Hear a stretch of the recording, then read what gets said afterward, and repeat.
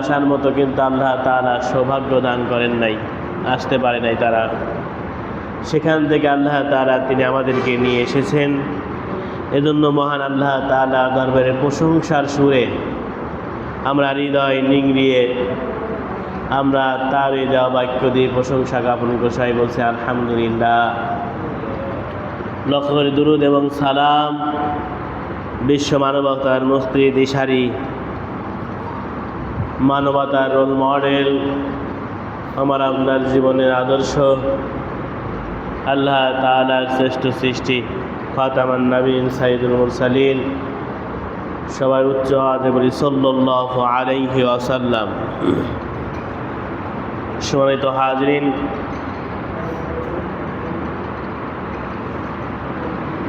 আল্লাহ তাআলা তিনি আমাকে দুনিয়াতে আবাদযোগ্য একটা ভূমি তিনি দান করেছেন। তিনি আমাদেরকে একটা জমিন, ভূপৃষ্ঠ তিনি আমাদেরকে উপহার দিয়েছেন।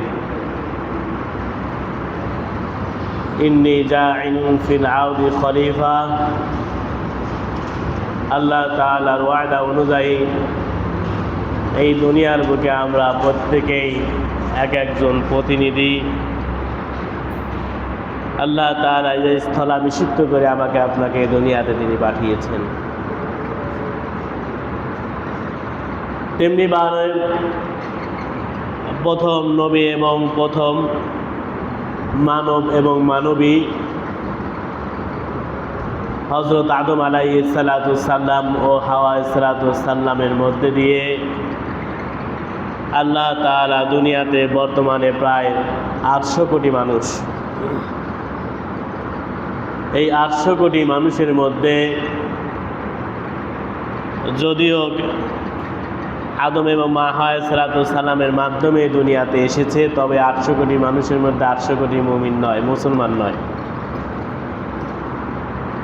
বিভিন্ন গোত্র ধর্মের মধ্যে নিবন্ধিত রয়েছে।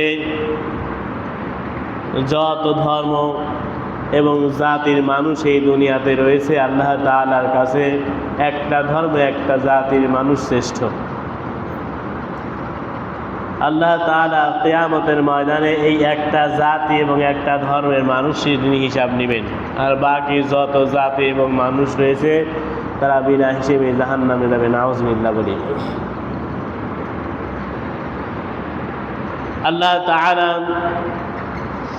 তিনি আমাকে আপনাকে এমন একটি ধর্ম তিনি উপহার দিয়েছেন, ইন্নাদ-দীনা ইনদাল্লাহিল ইসলাম, যে দিনটা আল্লাহ তাআলার কাছে একমাত্র গ্রহণযোগ্য ধর্ম। বলা হয়ে থাকে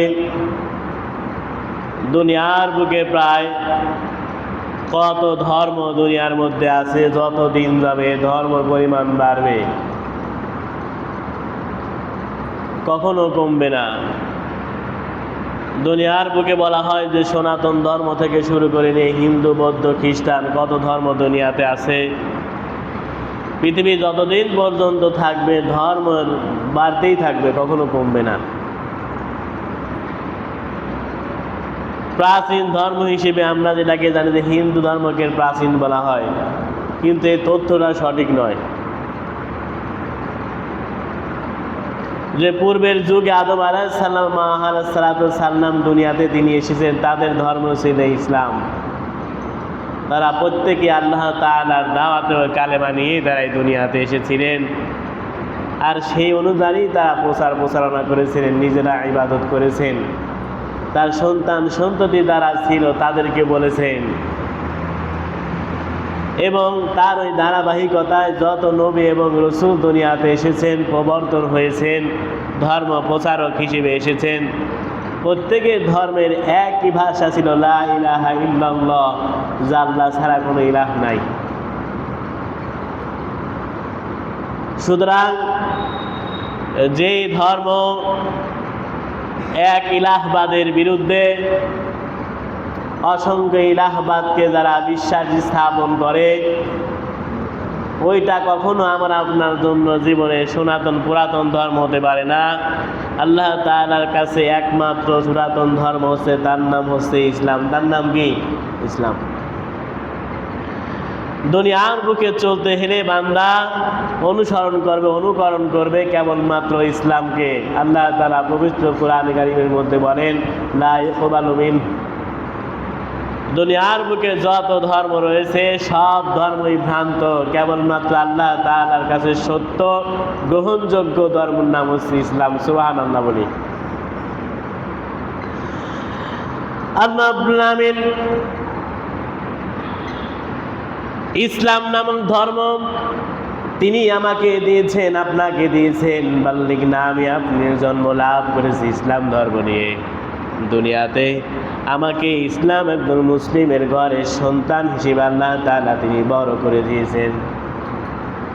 এই ধর্মের মাধ্যমে যে রীতিনীতি আমাকে আপনাকে শিক্ষা দেওয়া হয়েছে, আল্লাহর কোরআন আমাকে আপনাকে শিক্ষা দিয়েছে, পরিবার থেকে শুরু করে নিয়ে রাষ্ট্র সামাজিক সকল ক্ষেত্রে কেমনিভাবে আমাকে আপনাকে চলতে হবে, আমার আপনার চলাফেরা থেকে শুরু করে নিয়ে যাবতীয় কর্মকাণ্ড কেমনভাবে হওয়া দরকার সব কিছু আল্লাহ তাআলা তিনি কোরআনুল কারীমের মধ্যে রাসূলের সুন্নাহর মাধ্যমে শিক্ষা দিয়েছেন। আল্লাহ তাআলা তিনি এই মাবুদ ভূমি হিসেবে কত পরিবার তিনি দুনিয়ার বুকে দিয়েছেন। এই পরিবার কাঠামো আল্লাহ তাআলা তিনি তৈরি করেছেন। নবী রাসূল যারা দুনিয়াতে ছিলেন তাদের একটা পরিবার তন্ত্র ছিল, তারা পরিবার গঠন করে দিয়েছিলেন। তারা পরিবারের মধ্যে এরকম আমার আপনার মতো বসবাস করেছে। তারা পরিবারের মধ্যে জীবন কাঠামো তারা করেছে।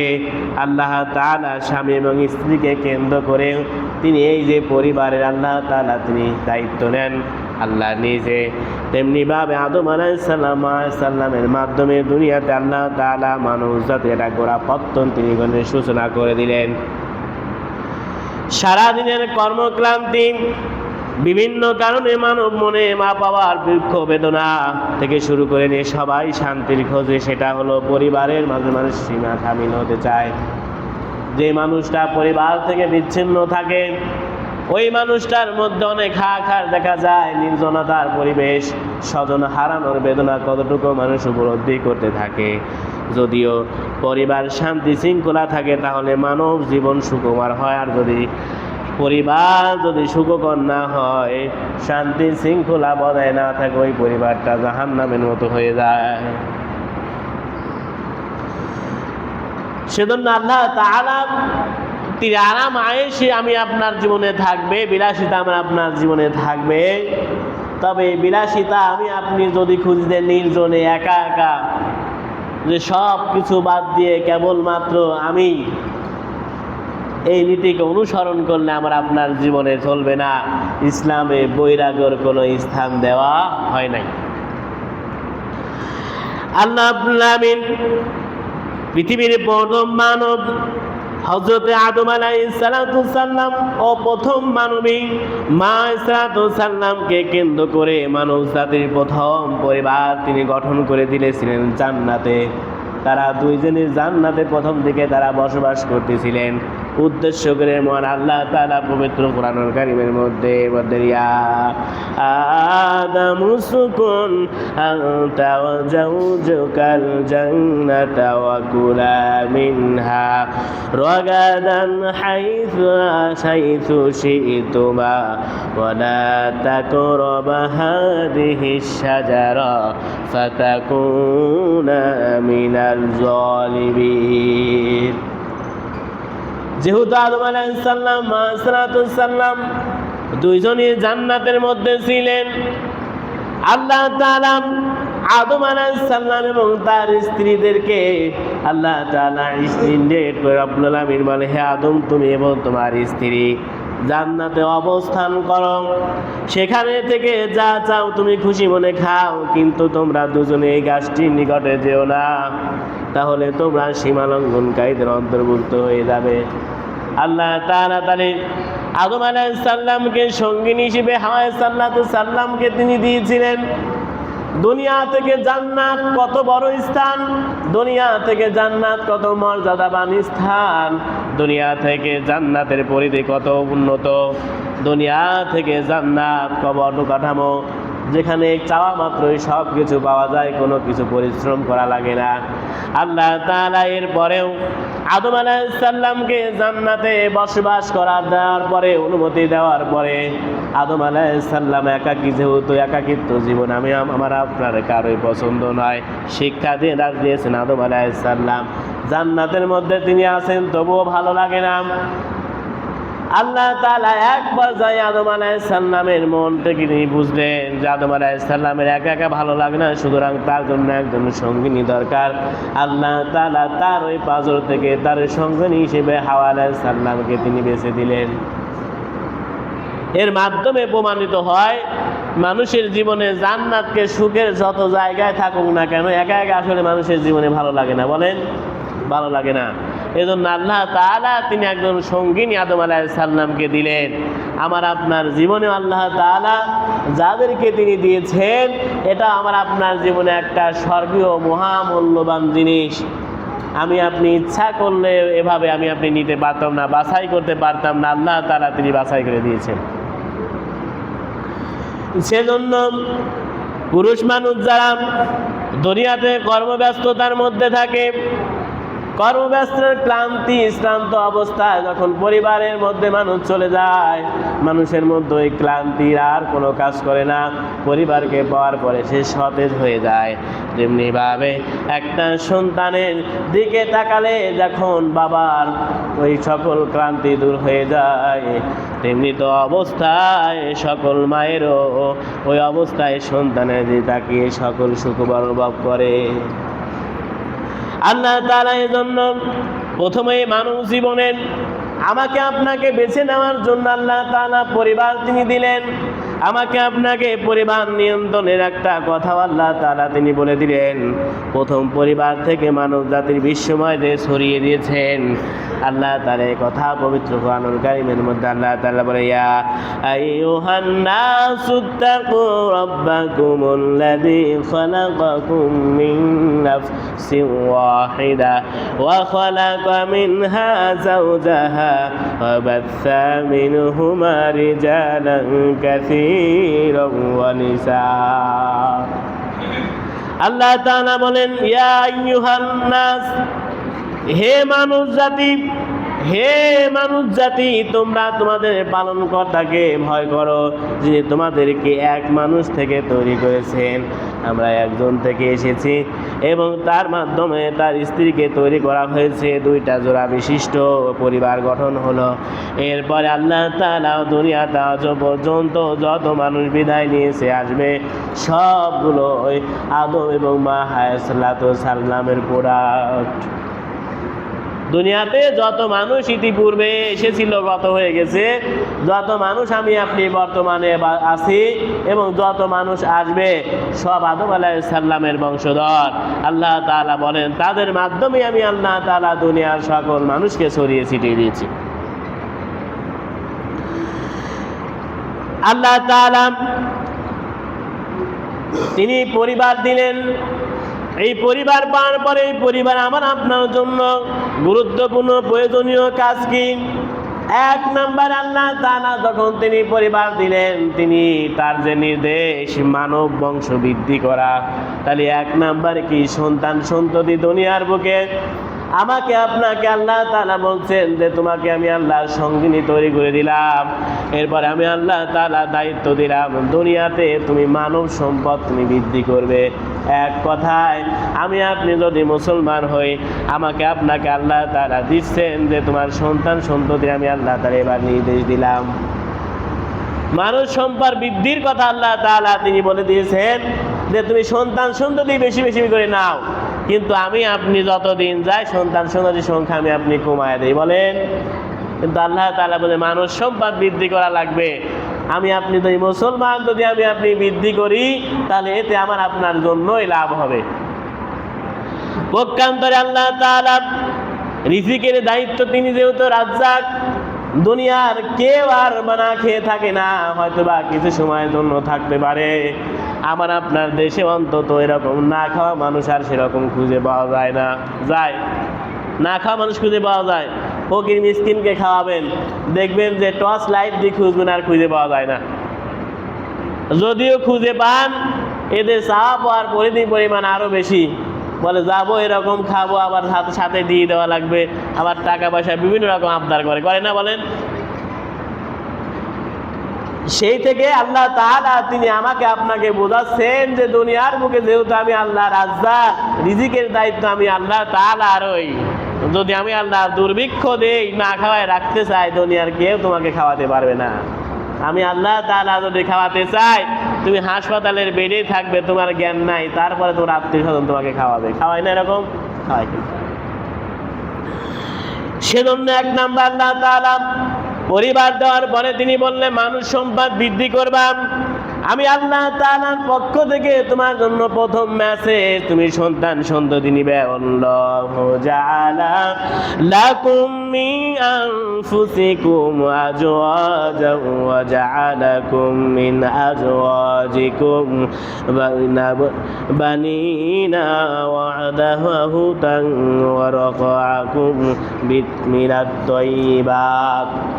আল্লাহ তাআলা বলেন যে আল্লাহ তাআলা তোমাদের জন্য তোমাদের মধ্যে থেকে জোড়া সৃষ্টি করেছেন, অতঃপর তোমাদের জোড়া থেকে তোমাদেরই পুত্র দিয়ে আল্লাহ তাআলা তিনি তৈরি করেছেন, সন্তান সন্ততি তৈরি করেছেন, এবং তোমাদের বস্তুসমূহ হতে রুজি দান করেছেন।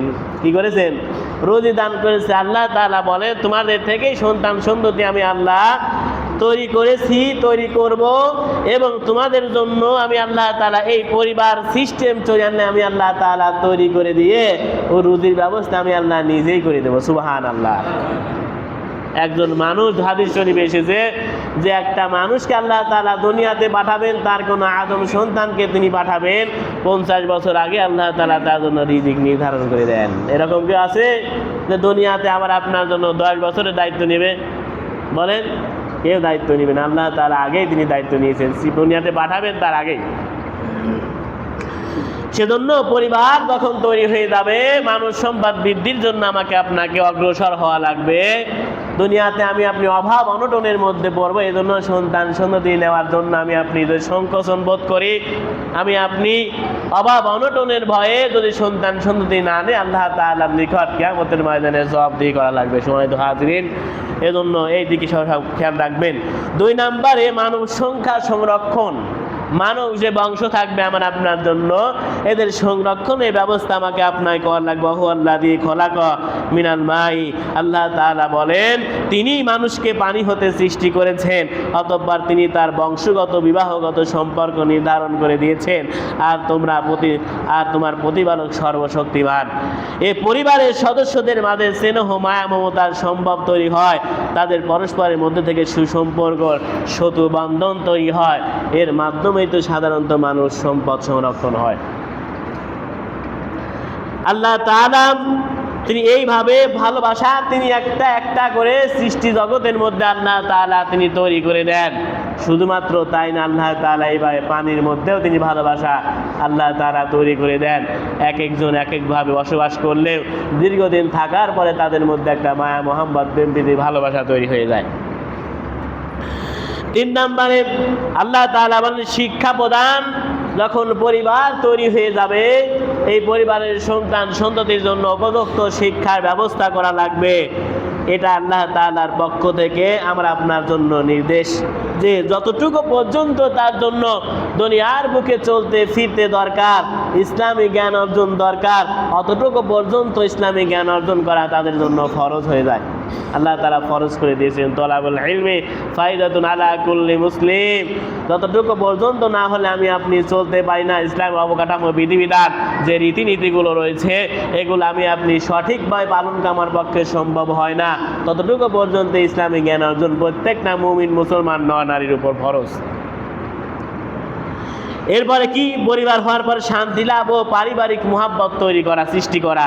যারা অভিভাবক থাকবেন তাদের উপর দায়িত্ব থাকবে যে সংসার যাতে করে মহাব্বত তৈরি হয়। মহাব্বত তৈরির যে সকল কারণগুলো রয়েছে এগুলো অনুসরণ করবেন, রাসূল সাল্লাল্লাহু আলাইহি সাল্লামকে অনুসরণ করবেন। আর যেগুলো সংসারের জন্য ঘাটতি মহাব্বত সৃষ্টির পথে অন্তর হয় সেগুলোকে আমাকে আপনাকে বেছে বেছে ওগুলো বাদ দিয়ে সংসারটাকে আমাকে আপনাকে পরিবারটাকে একটা মহাব্বত সৃষ্টি পরিবার বানানো লাগবে। এরপরে আমার আপনার জন্য কাজ যে জৈবিক চাহিদাপূর্ণ লজ্জা স্থানের হেফাজত করা, এই দুইটি বিষয় বিশেষভাবে পরিবারকে অনুসরণ করা দরকার। 6 নম্বরে পারিবারিক জীবনযাপন করা মুমিনের জন্য বৈশিষ্ট্য, আল্লাহ তাআলা তিনি এটা বৈশিষ্ট্য করে দিয়েছেন। এজন্য পরিবার আমাকে আপনার জন্য গুরুত্বপূর্ণ, অত্যন্ত গুরুত্বপূর্ণ। আমাকে আপনাকে পরিবার নিয়েই আমাকে আপনাকে চলতে হয়, সামাজিকভাবে আমাকে আপনাকে চলতে হয়। এজন্য প্রতিটা পরিবারের সন্তান সন্ততি স্ত্রী পুত্র পরিজন যারা আছে তারা প্রত্যেকেই যেন আমার আপনার জন্য ইসলামের মনবাইন হয়, ভালো সুনাগরিক হয়, আমার আপনার জন্য সত্যবাদী হয়, আমার আপনার জন্য এইগুলোই সবচেয়ে বেশি কামিয়াবি বয়ন করবে। যদি আমি আপনি এই পথে অন্তরায় আমি আপনি সৃষ্টি করি, হেলা ফেলায় যদি আমার সন্তানটা নষ্ট হয়ে যায়, কিয়ামতের ময়দানে আমাকে আপনাকে জবাবদিহি করা লাগবে। এজন্য আসুন পরিবার আমরা আপনারা চালাই রাসূল